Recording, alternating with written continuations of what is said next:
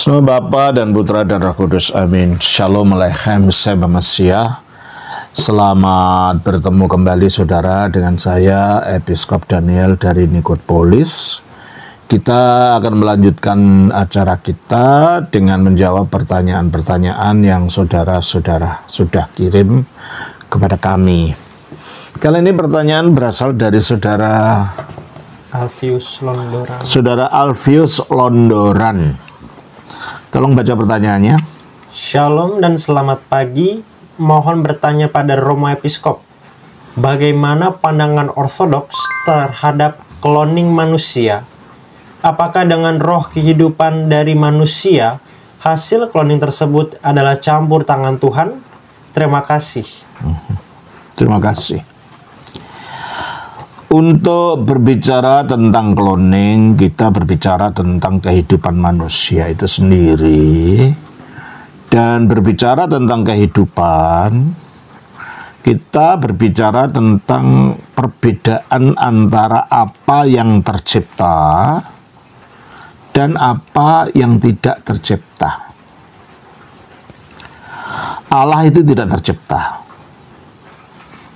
Dan manusia, seperti halnya juga ciptaan-ciptaan yang lain, semuanya itu tercipta. Segala sesuatu yang tak tercipta, yaitu Allah, maupun yang tercipta, yaitu makhluk, memiliki energi. Allah juga memiliki energi. Karena sosok yang hidup, entah itu hidupnya kekal atau hidupnya tercipta,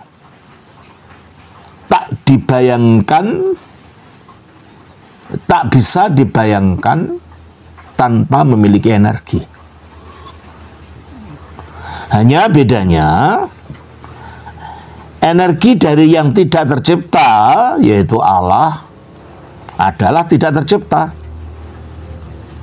Sedangkan energi daripada yang tercipta itu hasil ciptaan Allah.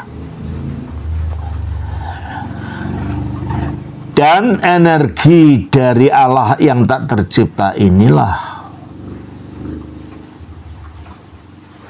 yang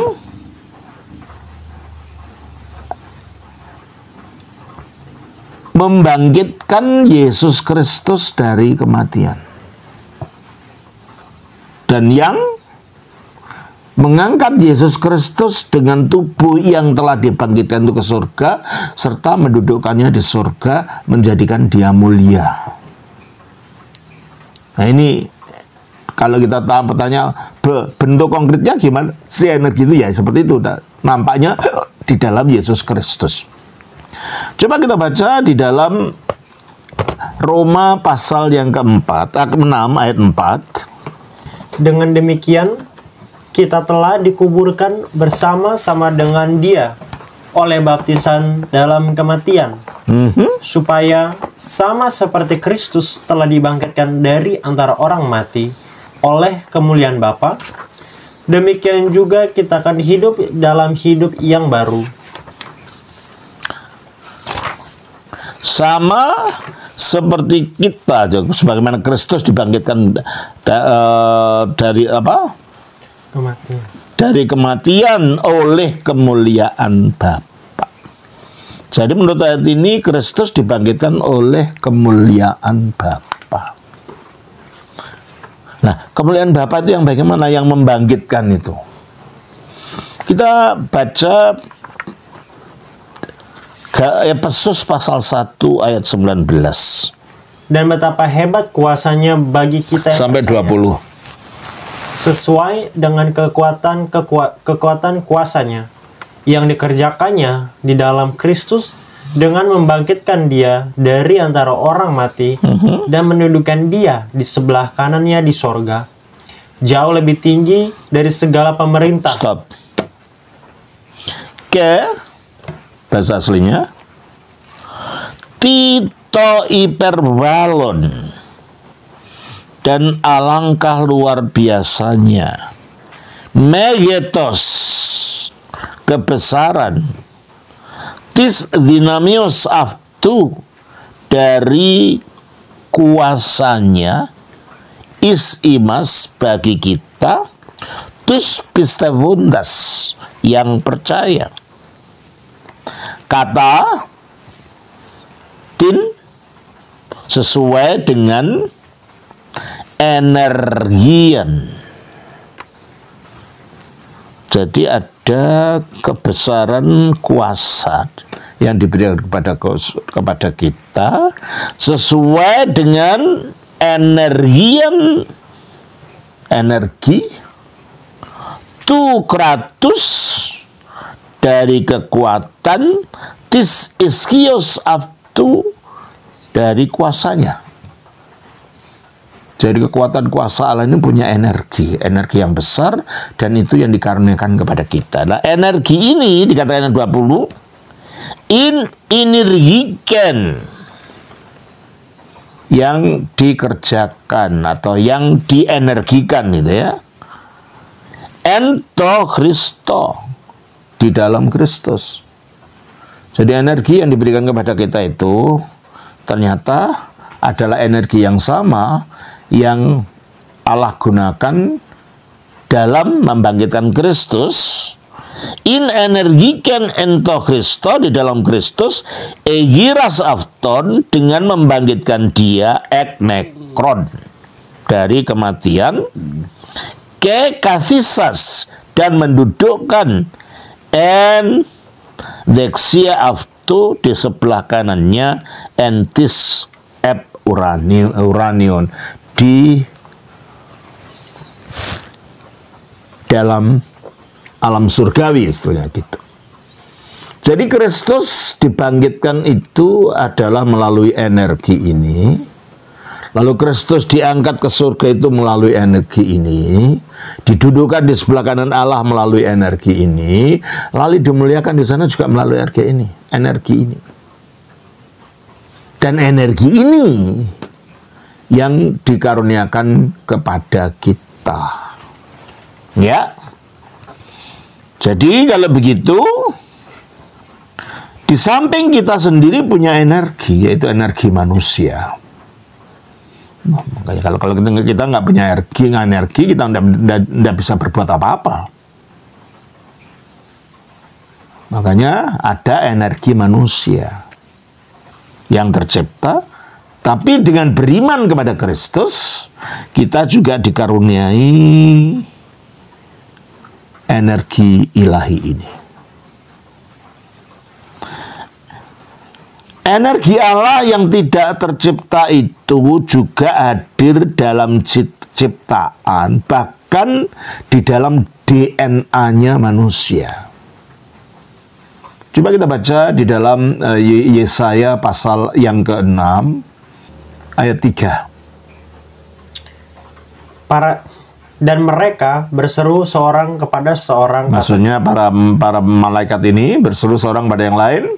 Katanya, kudus, kudus, kuduslah Tuhan semesta alam, seluruh bumi penuh kemuliaan. Nah, seluruh bumi penuh kemuliaannya. Padahal dalam Roma pasal 6 ayat 4 tadi, Allah membangkitkan Kristus melalui kemuliaannya. Dan dalam Efesus tadi, Allah membangkitkan Kristus melalui energinya. Jadi kemuliaan itu adalah manifestasi dari energi. Nah, energinya Allah, kemuliaannya Allah itu hadir dalam alam. Sebagaimana yang juga dikatakan di dalam Mazmur 19. Langit menceritakan kemuliaan Allah. Nah, itu. Langit menceritakan kemuliaan Allah. Kemuliaan Allah yang tidak nampak itu dapat dibaca, dapat dimengerti melalui adanya langit sebagai akibat dari karya energi tadi. Karena Allah menciptakan segala sesuatu melalui energinya yang dikerjakan oleh Roh Kudus. Langit menceritakan, alam semesta itu menceritakan energinya Allah itu, menceritakan kemuliaan Allah itu. Makanya dikatakan kemuliaan Allah hadir di seluruh bumi seluruh bumi penuh dengan kemuliaannya. Nah, kalau begitu, kalau seluruh bumi itu ada kemuliaan Allah, maka kemuliaan Allah atau energi Allah yang tidak tercipta itu juga hadir dalam ciptaan, bahkan di dalam DNA kita. Ini berarti bahwa energi Allah yang mengaruniakan eksistensi sehingga kita jadi ada dan mengaruniakan kepada kita hidup itu berada di dalam setiap sel-sel tubuh kita ini, sehingga kita bisa ada dan bisa hidup.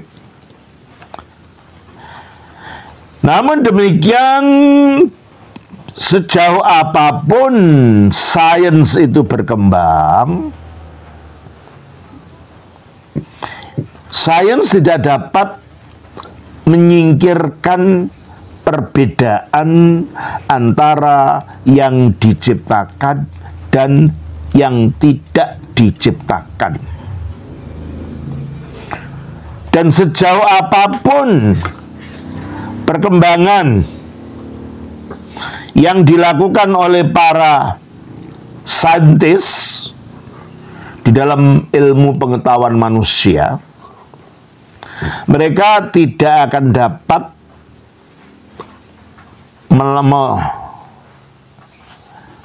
menjadi seperti Allah yang tidak tercipta itu. Karena proses yang dilakukan oleh para saintis itu menggunakan materi genetika yang sudah ada, yang diciptakan oleh Allah tentunya, dan bukan mereka itu menciptakan materi genetika yang baru. Allah menciptakan dunia dari ketiadaan, sementara manusia menciptakan hal-hal dari materi yang sudah ada. Coba kita baca di dalam Ibrani pasal 11 ayat 3. Karena iman kita mengerti bahwa alam semesta telah dijadikan oleh firman Allah, sehingga apa yang kita lihat telah terjadi dari apa yang tidak dapat kita lihat. Ya, apa yang kita lihat, yang nampak, terjadi apa dari apa yang tidak kita lihat, terjadi dari ketiadaan. Jadi Allah tidak menciptakan dari sesuatu yang sudah ada. Dia menjadikan sesuatu dari yang tidak ada menjadi ada. Ya. Seorang pasangan suami istri mungkin saja mempunyai banyak anak, tetapi masing-masing anak itu mempunyai kepribadian dan karakternya sendiri-sendiri. Seorang saintis barangkali bisa menggunakan materi genetika yang sama untuk menciptakan manusia yang secara fisik kelihatannya sama di luarnya, tetapi masing-masing yang diciptakan tadi akan mempunyai kepribadiannya yang berbeda-beda. Pada kenyataannya, kalau mereka bertumbuh di dalam lingkungan yang berbeda dengan tradisi-tradisi yang berbeda, mereka akan memiliki karakter yang sama sekali berbeda dan juga kepribadian yang berbeda. Karena mereka akan dipengaruhi oleh budaya di mana mereka hidup dan akan menerima tradisi-tradisi dan peranan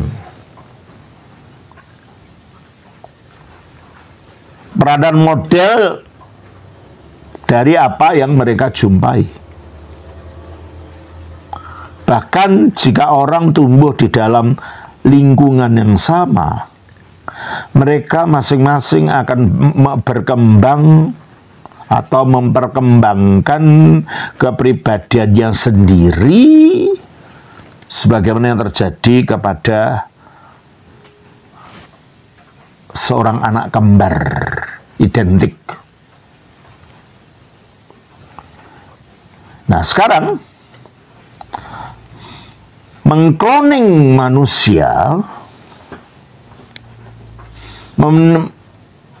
menimbulkan suatu masalah teologi yang penting. Harus ditekankan di sini bahwa meskipun para saintis itu mungkin mampu dengan melakukan rekayasa genetika di dalam sel-sel itu untuk menyembuhkan beberapa penyakit menggunakan terapi jin, ya, atau terapi sel. Meskipun mereka dapat melakukan itu, sejauh ini mereka belum dapat mencapai derajat keberhasilan yang diinginkan. Pada akhirnya masih tidak mungkin mereka untuk melepaskan manusia daripada kefanaan dan kerusakan tubuh oleh kematian. Jadi dokter, saintis belum bisa menghilangkan kematian dari tubuh itu. Waktunya akan tiba ketika manusia itu akan mati. Barangkali mungkin untuk memperpanjang hidup manusia dan untuk menunda kematian. Tetapi pada suatu hari kematian akan datang. Dari saat kita dikandung oleh pertemuan dari sperma dari ayah kita serta ovum dari ibu kita, kita telah mewarisi kematian dan kebinasaan, kefanaan. Akibatnya, masalahnya adalah bukan bagaimana supaya kita dapat hidup panjang dan menunda waktu kematian kita, tetapi bagaimana untuk mengalahkan kematian itu sendiri. Inilah problema dasar yang paling utama dari manusia. Dan hal ini dapat dicapai melalui kehidupan sakramental dalam gereja, yang dengannya kita menyatu dengan tubuh Kristus yang telah dimuliakan itu, dan dengan demikian Kristus menjadi hidup kita, dan dalam penyatuan kita dengan Kristus kita disatukan Kristus, kita akan dilepaskan dari kematian itu, karena sebagaimana dikatakan oleh Bapak Suci Ignatius dari Antioquia, perjamuan kudus sakramen gereja itu adalah obat ketakbinasaan. Itulah yang dikatakan oleh Yesus di dalam Yohanes pasal 6 ayatnya 56 sampai 58. Barang siapa makan dagingku dan minum darahku, Nah, itulah perjamuan kudus. ia tinggal di dalam aku dan aku di dalam dia. Oke. Dia tinggal dalam aku dalam dia. Melalui sakramen kehidupan sakramen itulah kita disatukan dengan Kristus. Terus, Sama seperti Bapa yang hidup mengutus aku, dan aku hidup oleh Bapa, demikian juga barang siapa yang memakan aku akan hidup oleh aku. oke, kita akan hidup oleh Kristus.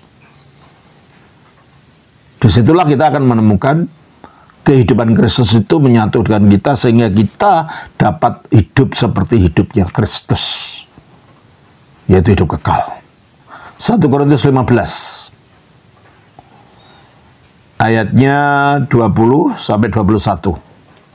Tetapi yang benar ialah bahwa Kristus telah dibangkitkan dari Yang benar ialah Kristus telah dibangkitkan dari antara orang mati sebagai yang sulung dari orang-orang yang telah meninggal. ya, sebagai yang sulung bangkit dari orang-orang yang telah meninggal. Karena orang-orang yang telah meninggal akan bangkit nanti. Tapi landasannya bagi kita, mengapa ada kebangkitan? Karena firman Allah telah turun, mengalahkan kematian dan bangkit dari kematian. Itulah landasan mengapa adanya kebangkitan. 22, 21. Sebab sama seperti maut datang karena satu orang manusia. Nah, kematian datang akibat pemberontakan yang dilakukan oleh seorang manusia, yaitu Adam. Ketaatannya akan yang kadang ketidaktaatan itu mereka terputus dari hidupnya Allah, dan akhirnya kematian itu menjadi bagian mereka, dan itu akhirnya diturunkan kepada kita. Kita memiliki kematian itu. Terus? Sebab sama seperti maut datang karena satu orang manusia, demikian juga kebangkitan orang mati datang karena satu orang manusia. Ya, kalau kedatangannya kematian itu karena manusia, maka lenyapnya kematian atau kebangkitan itu harus juga oleh seorang manusia. Tapi manusia pada dasarnya dia sebenarnya tidak bisa mati, karena dia adalah firman Allah. Makanya firman itu jadi manusia. Dalam keadaannya sebagai firman dia tidak bisa mati, tetapi karena dia telah mengenakan tubuh manusia, dia bisa mengalami kematian, tapi kematian itu dikalahkan karena di dalam dirinya itu ada kehidupan kekal. Sehingga dengan demikian, dengan kita menyatu dengan Kristus, dan terutama sekali dengan terus-menerus ambil bagian di dalam sakramen ketakbinasaan ini, yaitu di dalam Ekaristi, kita menyatu dengan kehidupan Kristus itu. Jadi pengetahuan kita yang berkaitan dengan dampak dari cloning itu masih sangat terbatas. Ya, belum ada manusia di cloning. Sudah ada sih beberapa binatang ya. Yang terkenal itu domba di Australia namanya Dolly itu, tapi ya mati kan. Dan kemarin itu saya lihat ada cloning babi dengan sapi. Bentuk wajahnya masih bentuk wajah babi saya lihat, tapi ada apanya? Ada tanduknya. Jadi berubah. Nah, kita tidak tahu. Kalau manusia di-cloning jadi apa? Apakah tetap dalam keadaan seperti manusia ini? Nah, ini yang menjadi masalah, itu pertanyaannya ya. Ya. Saya ulang kembali bahwa kemungkinan untuk kita mampu mengevaluasi tindakan kita dengan kita terlebih dahulu mengenai cloning itu bahkan lebih terbatas lagi. Untuk alasan inilah setiap keputusan mengenai pengaplikasian dan eksperimen dengan cloning itu harus dilakukan dengan sangat berhati-hati sekali, dengan persetujuan bersama, dengan rasa hormat yang tinggi atas nilai-nilai kemanusiaan. Karena ada suatu bahaya yang jelas dari menjadikan manusia menjadi objek dan menggunakan mereka sebagai materi. Juga cloning dapat menuntun kepada manipulasi ekonomi atau memperdagangkan manusia secara tanpa batas. terhadap manusia itu sendiri. Lebih buruk dari perbudakan kalau begitu. Dan nasib, harga diri, serta masa depan manusia dapat diserahkan ke tangan pemerintah atau tangan suatu lembaga dengan tujuan-tujuan yang tidak memiliki etika ataupun tujuan-tujuan yang bersifat selfish, bersifat mementingkan diri sendiri atau untuk suatu tujuan yang tidak punya makna dan sangat remeh. Harga diri manusia bisa direndahkan. Siapa yang dapat menjamin bahwa suatu masyarakat yang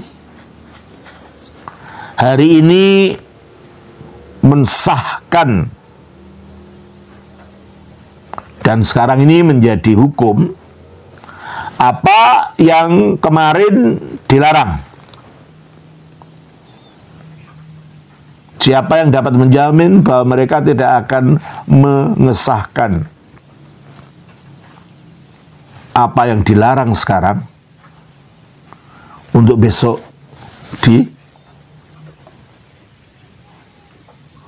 disahkan? Contohnya, dulu semua budaya, semua agama tidak akan mengizinkan perkawinan sesama jenis, ya kan? Nah, di negara kita masih begitu, dan tidak mengizinkan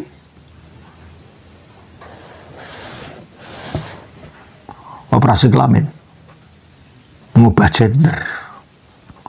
Itu dulu. Nah, sekarang pelan-pelan ada sudah berapa negara mengizinkan itu terjadi.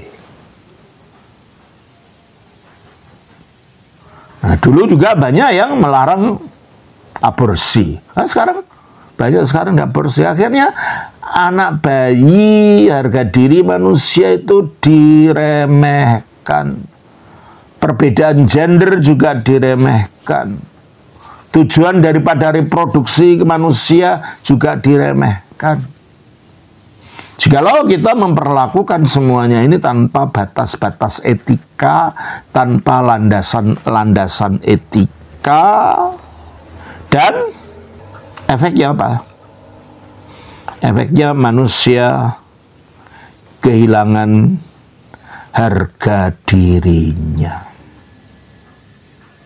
Jadi siapa yang dapat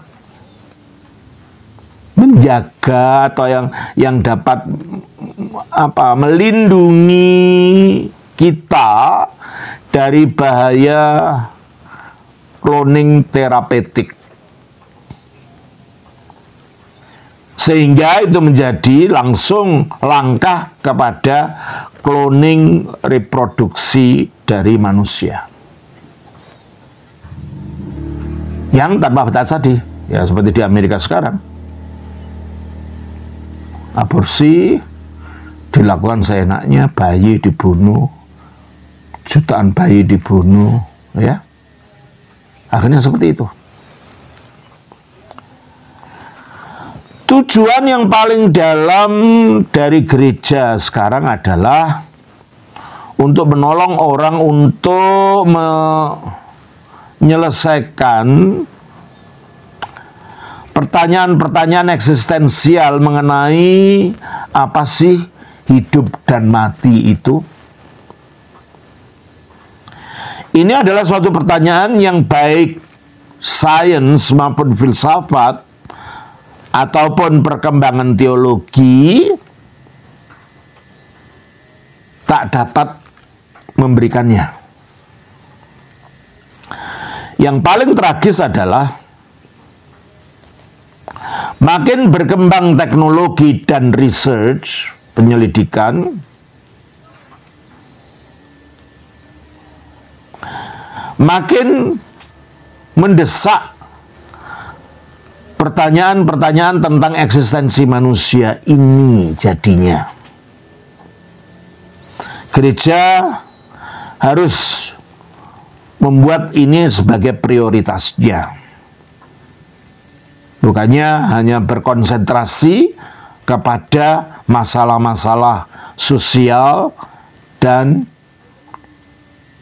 level biologis saja.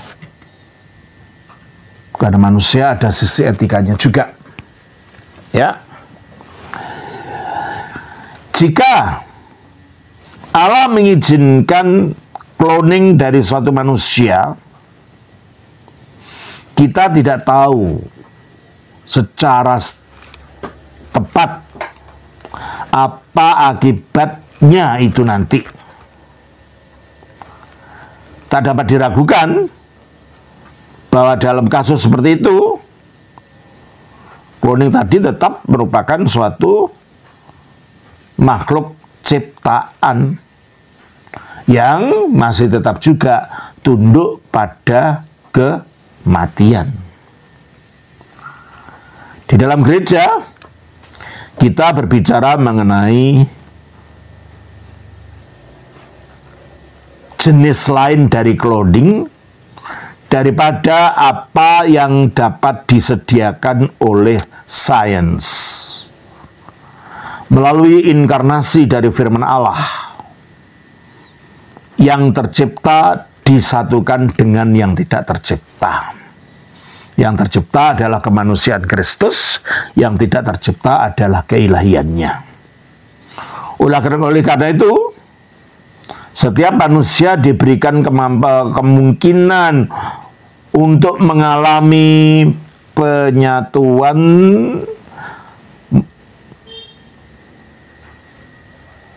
menurut kasih karunia dari kodratnya yang tercipta dengan energi Allah yang tidak tercipta di dalam Kristus Yesus. Para orang kudus gereja telah mengalami pengalaman menjadi satu seperti Allah sesuai dengan kasih karunia tadi. Karena ketidakterciptaan dan ketakbinasaan melalui energi ilahi telah masuk ke dalam mereka dan mereka mengalami hidup kekal yang dimulai dari hidup yang bersifat jasmani ini. Oleh karena itu masalahnya bukanlah transfer dari nukleus dari sel tubuh, tetapi masuknya Allah di dalam energinya yang tercipta ke dalam kita. Pengalaman semacam itu saja yang memberikan makna kepada hidup manusia. Pak Londoran, saya kira itu yang dapat saya jawab mengenai pertanyaan cloning itu. Jadi yang penting sekarang bukan masalah bisa tidaknya, tapi dampaknya apa pada manusia. Ya, betulkah itu akan tetap manusia dalam pengertiannya yang bersifat memiliki nilai etika, memiliki nilai ilahi, ataukah malah turun menjadi seperti binatang? Seperti yang saya lihat kemarin. Wajahnya wajah tetap babi, tubuhnya besarnya seperti sapi, dan akhirnya ada tanduknya. Berubah kan? Entah itu binatang apa itu nanti. Sapi bukan, babi bukan. Nah, kalau kita nanti menjadi manusia bukan, binatang bukan, menjadi kalau kita malah menjadi lebih buruk daripada apa yang ada, ya lebih baik kita berhati-hati masalah cloning ini. Kita kembali kepada tujuan Kristus datang ke dunia. Tujuan kita ditebus dalam Kristus adalah untuk mencapai teosis. Kiranya Tuhan berkati. Shalom. Nama Bapa, Putra, Roh Kudus. Amin.